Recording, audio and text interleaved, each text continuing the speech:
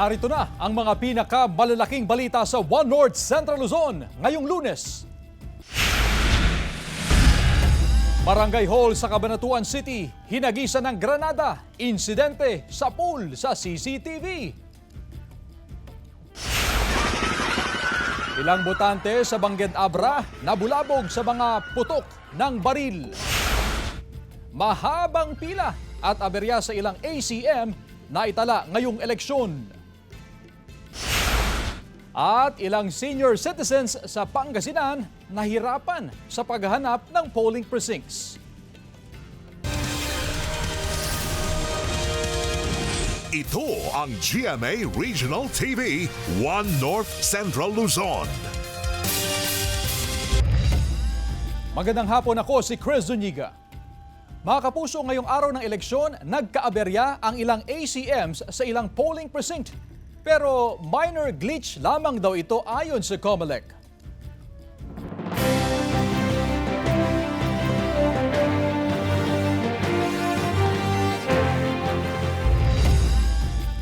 At ilang oras bago magsara ang botohan, patuloy pa rin ang mahigpit na monitoring ng COMELEC sa iba't ibang voting centers.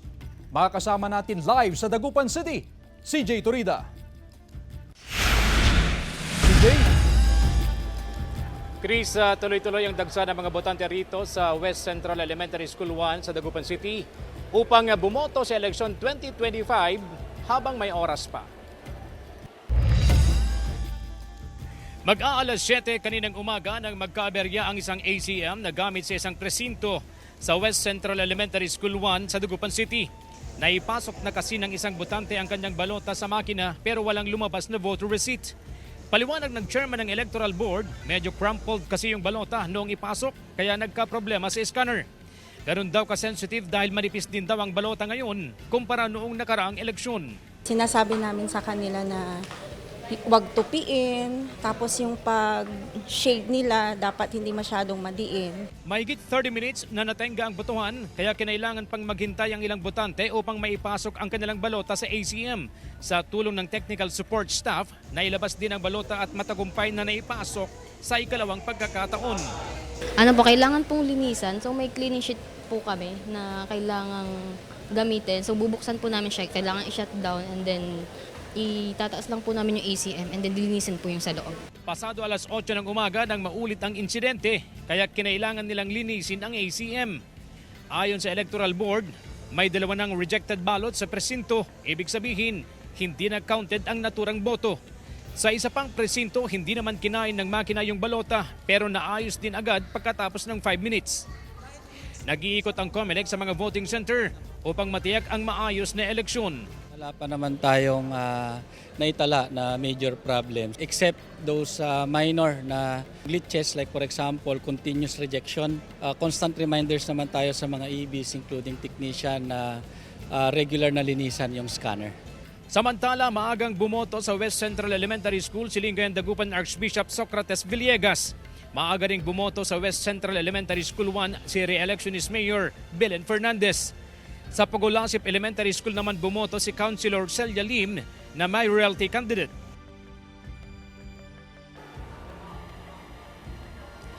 Chris, makikita sa aking likuran na mahaba pa rin ang pila sa mga oras na ito. 5:13 in the afternoon.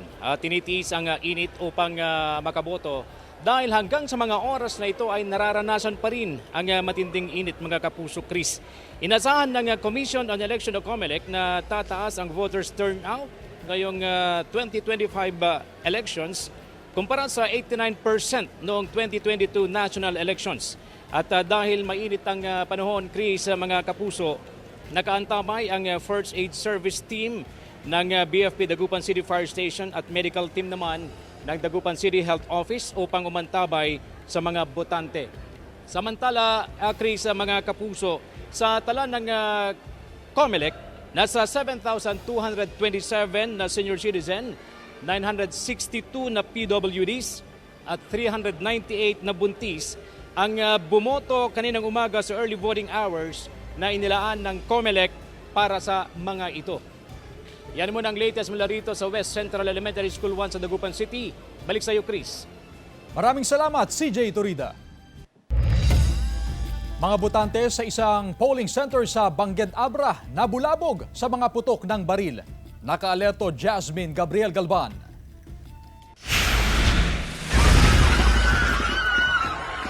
Dalawang nasa ospital ngayon matapos umalingaw-ngawang putok ng baril sa barangay Sagap sa Bangued Abra kanina. Sa isang cellphone video, maririnig ang sunod-sunod na putok ng baril at sigawan ng mga botante. Kuha yan kaninang pasado alas 7 ng umaga sa Sagap Elementary School. Nabulabog ang mga botante at may mga hinimatay pa ayon sa kapitana ng barangay doon. Hindi sa loob ng eskwelahan nangyari ang putukan, kundi sa kalapit na ilog 200 meters away mula sa paaralan. Hindi pa sigurado kung sino ang mga nagpaputok pero sabi ng pulis na team leader ng security sa paaralan, bago ang putukan, may mga lalaking nakaputi na sakay ng dalawang sakyan ang bumaba sa tapat ng paaralan. Nag-video at gumawa ng komosyon pero wala naman daw silang nakitang may bitbit na baril ang mga ito. Makalipas ang 1 o 2 minuto nang umalis ang mga kalalakihan, saka raw umalingaw-ngaw ang mga putok ng baril. Nagdagdag na ng puwersa ang pulisya sa Sagap Elementary School. Itinuloy naman ulit ang botohan doon. Ayon sa hepe ng Bangued, ang tama ng mga biktima ay sa balikat at likod. Hindi pa alam kung sila ba ay sadyang binaril o tinamaan ng ligaw na bala. Hindi pa kasi sila nakukunan ng salaysay ng mga pulis. Ako si Jasmine Gabriel Galban ng One North Central Luzon. Dapat totoo para sa eleksyon 2025. Nakaboto na si Pangulong Bongbong Marcos sa Batac, Ilocos Norte. Kasama niyang pumunta sa Mariano Marcos Memorial Elementary School para bumoto ang ina na si dating First Lady Imelda Marcos at kapatid na si Irene Marcos Araneta. Kasama rin ng Pangulo ang anak niyang si Ilocos Norte 1st District Representative Sandro Marcos. Bahagyang nagkaaberya sa automated counting machine nang ipasok ng Pangulo ang kanyang balota. Tinanggap din naman ito sa ikalawang subok. Ilang personalidad at senatorial candidates bumoto sa ilang lugar sa Hilaga at Gitnang Luzon. Balitang hatid ni Roland Umangay. Maagang bumoto si dating Pangulo at ngayoy kongresista na si Gloria Macapagal Arroyo sa Lubao Central Elementary School sa Pampanga. Mabilis ang kanyang pagboto na tumagal lang ng 5 minuto kasama ang kanyang asawa at anak. Unopposed candidate si Arroyo bilang kinatawan ng 2nd distrito ng Pampanga. Pumila rin sa kanyang presinto si senatorial candidate Bam Aquino sa Concepcion South Central Elementary School sa Tarlac.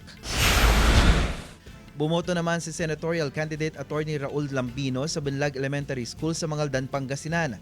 Nagkaroon ng problema sa automated counting machine sa kanyang polling precinct. 2 beses na naglabas ang ACM ng resibo pero iba raw ang pangalan na lumabas mula sa kanyang mga binoto. Maaga ring bumoto si senatorial candidate Lito Lapid sa Porac Central Elementary School sa Pampanga. Bumoto naman sa Cabeza Elementary School sa Lawag City, Ilocos Norte si re-electionist Senator Amy Marcos. Ako si Roland Umangay ng One North Central Luzon. Dapat totoo para sa eleksyon 2025. Ilang botante naman ang apektado ng mainit na panahon, paghihintay sa pila upang makaboto, nakadagdag sa kanilang pasanin. Sundan sa report.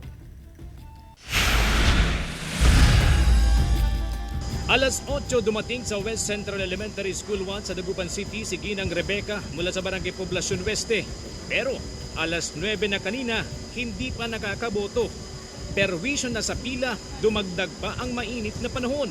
Kaya todo paypay ang ginagawa niya upang maibsan ang init kahit pa nga tumutulo na ang pawis. Sobrang init na. Minifan naman ang dala ni JB. Pinaghandang daw niya ang mainit na panahon. Alam po naman natin kasi dito sa Dagupan yung heat and index talaga sobrang taas. Dala na rin ako ng Fantas yung tubig. Ang ilang botante, kanya-kanyang dalang tubig na pampawid ng uhaw. Ang ilang botante, nananatili sa malilim na bahagi ng voting center upang maibsan ang init.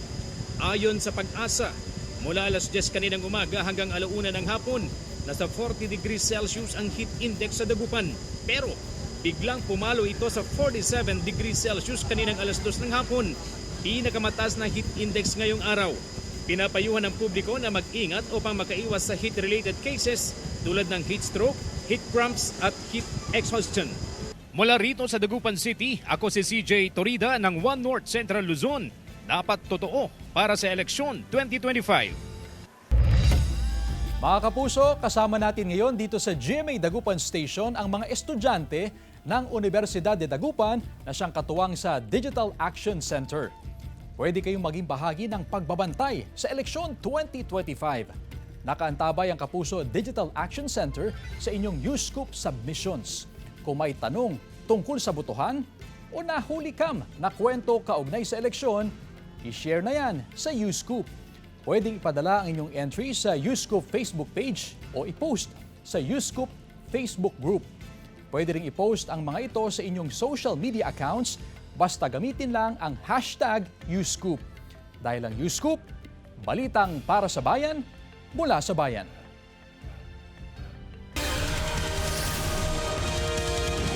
Ito ang GMA Regional TV, 1 North Central Luzon.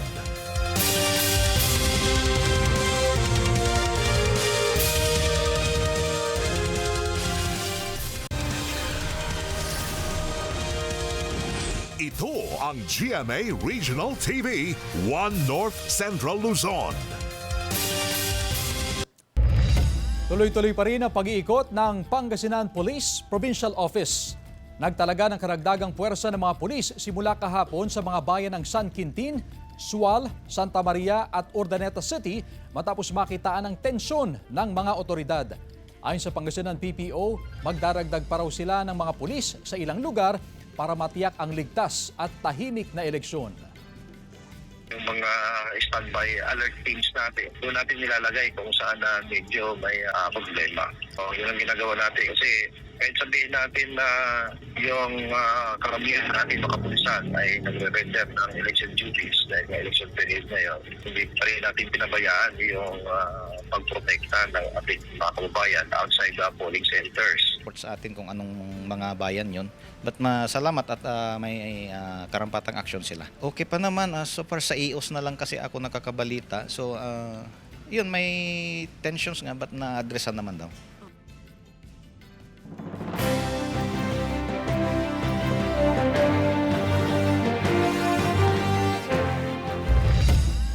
Mga senior citizen, maagang pumila para bumoto.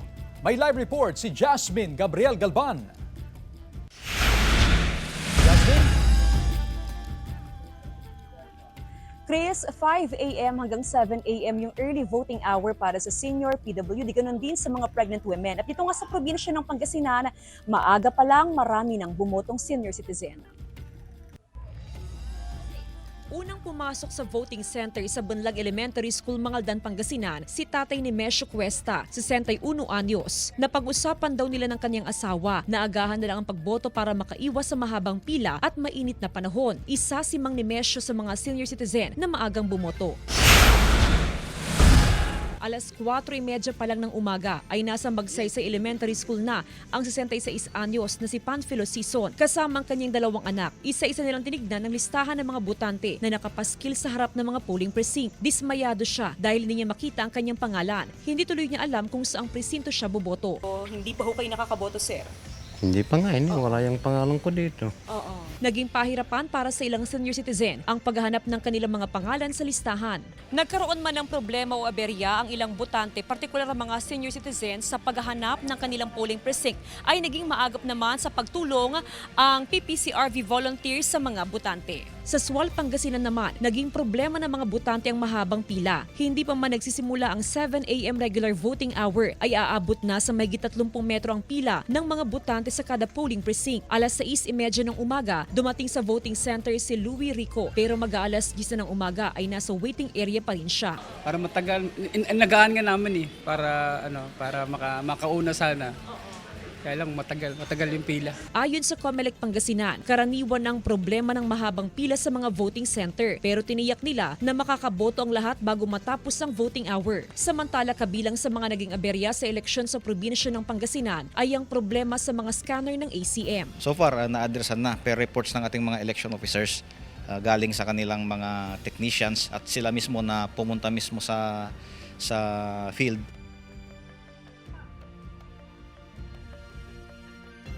Chris, kinoonan sa Gayaman Elementary School, isa sa mga voting center sa Binmali, Pangasinan, isang 68 years old na senior citizen ang binawian ng buhay matapos na bumoto kaninang umaga. Actually, Chris, ayon sa DESO ng voting center, 6:50 ng umaga nang dumating dito sa voting center ang biktima na nakilalang si Loreto Dario, residente ng Sitio Tondo, Barangay Gayaman, Ginmali, Pangasinan. So 6:15, Chris, dire-diretso siya sa kanyang polling precinct at nakaboto pa. Nakausap natin yung mga guro na nagsisilbing miyembro ng electoral board kung saan bumoto na polling precinct ng biktima at ayon sa kanilang kwento, maayos naman yung kanyang medical condition, tila walang iniinda na karamdaman at natapos pa nga niya yung kanyang pagboto, nakalabas pa ng polling precinct. Ganon din yung statement na sinasabi ng mga witnesses o ng mga nakasabayan niya na bumoto sa polling precinct. Ngayon, ilang metro ang layo mula naman doon sa gate ng eskwelahan o gate ng voting center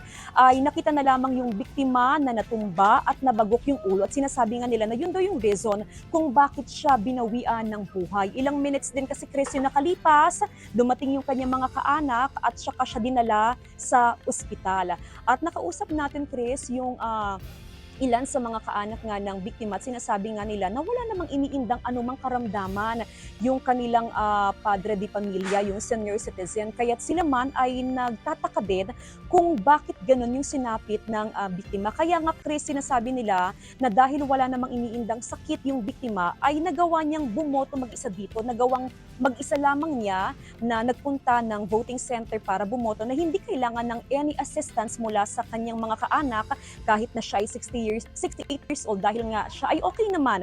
Kaya lubos nga yung kanilang pagtataka, lubos yung kanilang pagdadalamhati sa sinapit ng kanilang kaanak. Samantala Chris, sa mga oras nga na ito ay tuloy-tuloy pa rin yung eleksyon. Compared kaninang alas 3 ng hapon ay hindi na ganun kahaba yung pila ng mga botante. So ayon sa DESO, possible daw na pagpatak ng 7 p.m. ay nakaboto na rin lahat ng mga botante dito sa Gayaman Elementary School. Chris? Maraming salamat, Jasmine Gabriel Galvan.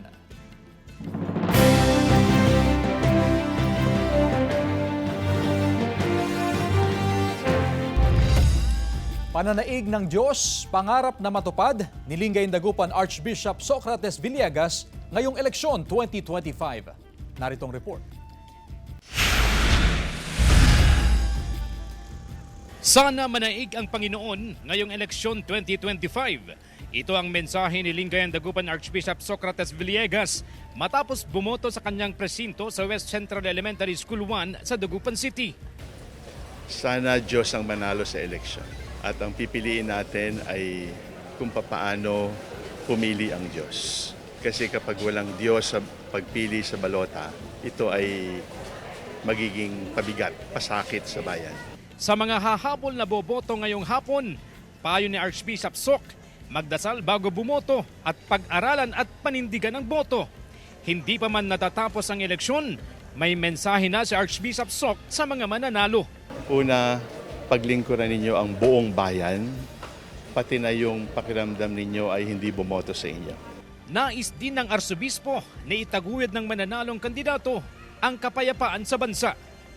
Samantala, may sana rin ang 72 anyos na kauna-unahang bumoto sa West Central Elementary School 1 pasado alas 5 kaninang madaling araw.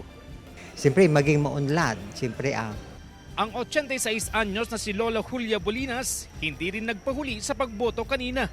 Siya ang pinuno ng senior citizen sa Barangay 4. Sana magkasundo-sundo mga tao, mga politiko para maayos lahat.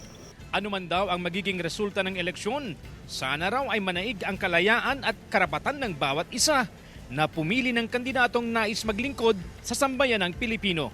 Mula rito sa Dagupan City, ako si CJ Torida ng One North Central Luzon. Dapat totoo para sa eleksyon 2025.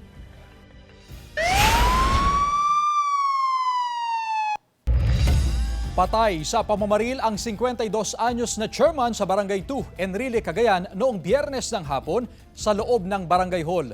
Papasok na raw sana sa Barangay Hall ang biktimang si Bernardo Gacuan ng pagbabarilin ng mga hindi pa nakikilalang sospek na sakay ng motorsiklo na walang plaka. Dinala sa ospital ang biktima pero idineklarang dead on arrival. Parehong naka-helmet ang gunman at driver ng motorsiklo. Ayon kay Police Brigadier General Antonio Maralag Jr., Regional Director ng Pro 2, Sinusuri na ng probe team ang CCTV footage sa paligid ng crime scene para makatulong sa investigasyon. Blanco pa ang mga pulis sa motibo at pagkakakilanlan ng mga sospek. Wala pang pahayag ang pamilya ng biktima.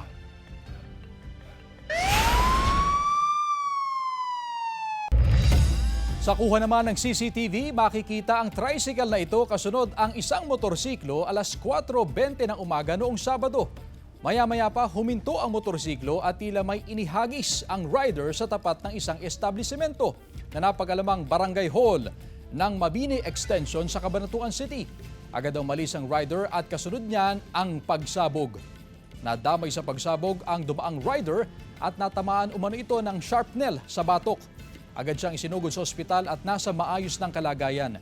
Sa lakas ng pagsabog, nagkabutas-butas ang pader at nabasag ang salamin ng barangay hall. Maging ang bubong ay nawasak din. Wala namang nasaktan sa naka-duty na barangay chairman at mga tanod. Tumanggi munang magbigay ng pahayag ang barangay chairman at pulisya habang nagpapatuloy ang investigasyon sa insidente.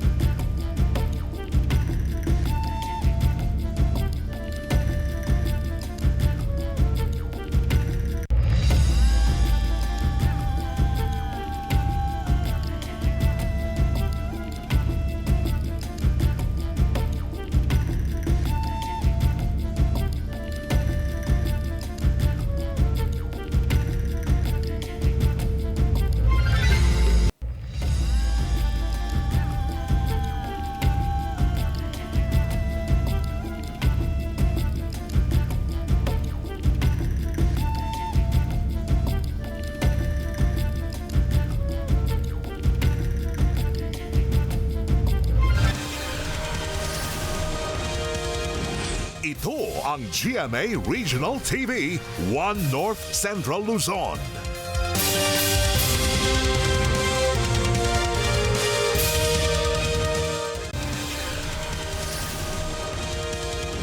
Ito ang GMA Regional TV, 1 North Central Luzon.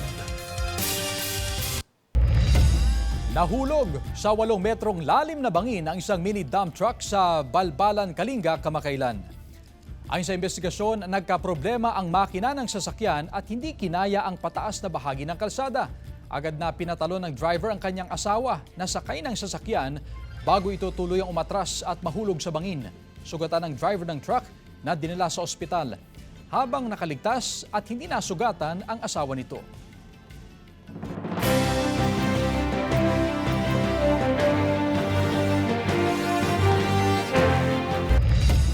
Mahabang pila sa ilang polling center sa ilang bahagi ng Hilaga at Gitnang Luzon naranasan ngayong eleksyon. Tutukan sa report. Maaga pa lang mahaba na ang pila ng mga botante sa Lazaro Francisco Integrated School sa Cabanatuan City dahil ito sa nagkaaberyang automated counting machines sa isang polling center. Naayos din ang mga ACM at agad na itinuloy ang pagtanggap sa mga boboto. Mahigpit ang seguridad na ipinatupad sa voting center. Nagbantay ang mga pulis at mga volunteer ng PPCRV. Halos magkabuhol-buhol ang pila ng mga botante sa Porac Central Elementary School sa Pampanga. Bagamat maagang dumating sa voting center ang mga botante, nadatnan pa rin nila ang ganitong pila. Ang iba, nagdala na ng portable electric fan na panlaban sa mainit na panahon. Payong at sombrero naman ang panangga ng ilang nakapila.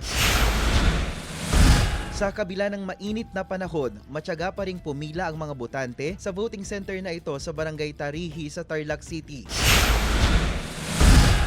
Bukod sa mahabang pila, naging problema rin ng mga botante sa City of Ilagan, Isabela ang paghahanap sa mga pangalan at presinto ng ilang botante. Binigyan ng express lane ang mga bumotong senior citizen, buntis at PWD. 2.35 million ang registered voters sa Lambak ng Cagayan kasama ang 1.25 million registered voters sa Isabela. Ako si Roland Umangay ng 1 North Central Luzon. Dapat totoo para sa eleksyon 2025.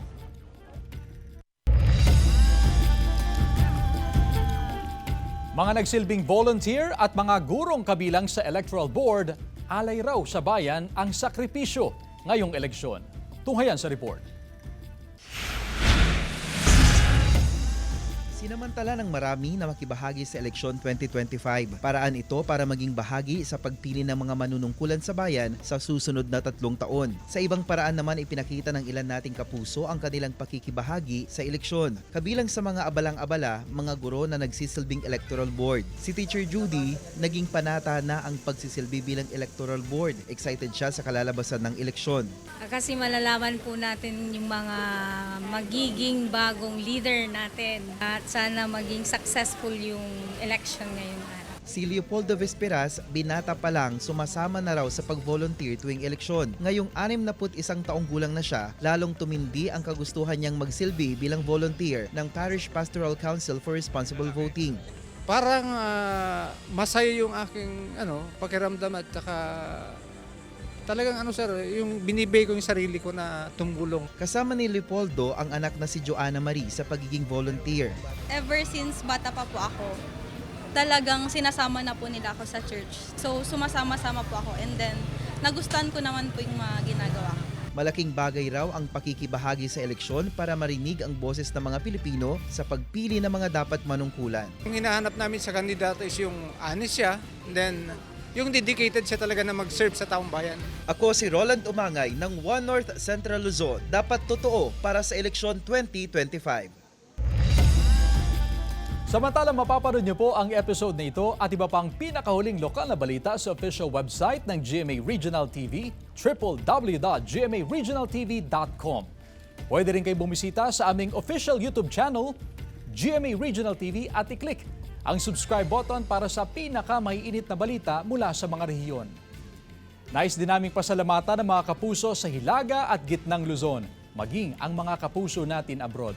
Dahil sa GMA Regional TV, local news matters. At yan ang mga pinakamalaki at pinakahuling balita sa Hilaga at Gitnang Luzon. Maraming salamat sa pagsama sa amin pati na ang mga kapuso sa ibang bansa na tumutok sa mga balita sa rehiyon. Ako po si Chris Zuniga. Kami ang GMA Regional TV, One North Central Luzon. Buong puwersa para sa mas malaking misyon at mas malawak na paglilingkod sa bayan.